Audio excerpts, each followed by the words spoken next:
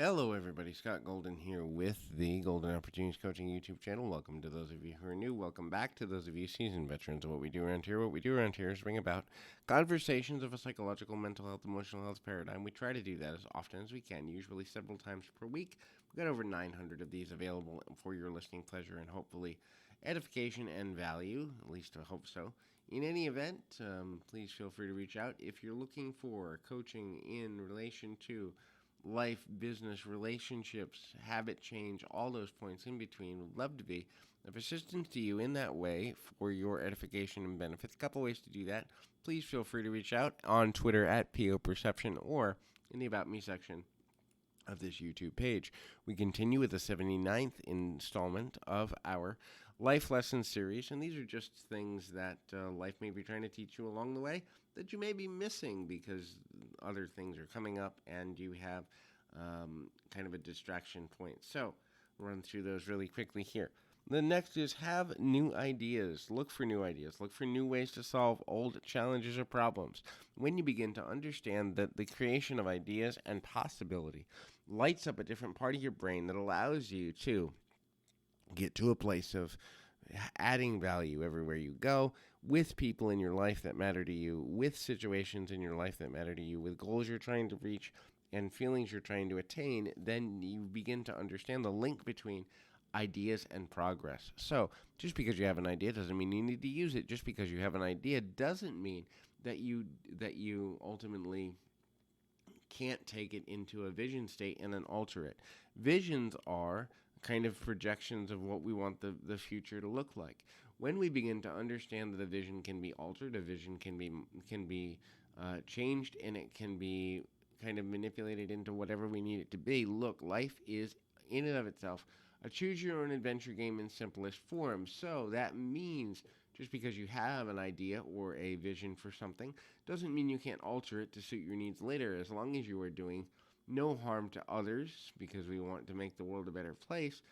Then whatever your vision is, take it and expand it, play with it like you would Play-Doh or clay, and mold it into what you need it to be in order to get whatever you're needing out of your life or desiring out of your life. The next is find ways to serve.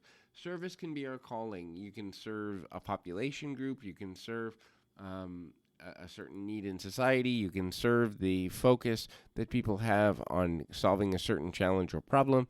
There's a million ways you can serve, and actually, in reality, part of human connection is service, because we're meant to be social creatures and social beings who are all trying to serve each other in one form or another. Understanding what your calling is in relation to forms of service means that you should model certain people or the teachings of people that you admire or esteem.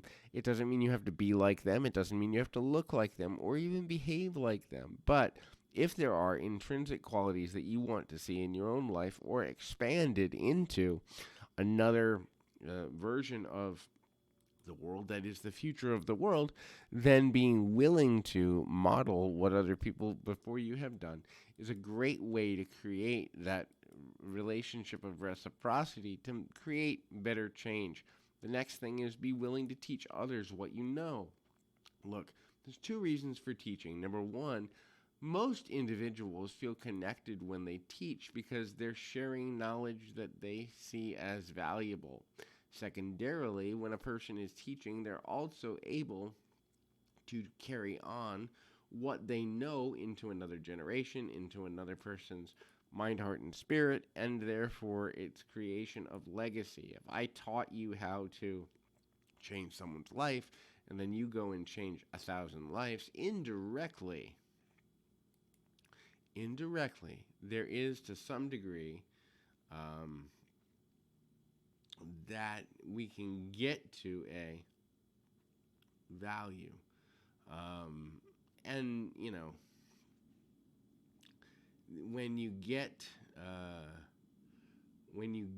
to a good space, you have to be able to maintain the value there. That's basically how you make things go forward. The next thing there is looking at the opportunity to lead and grow.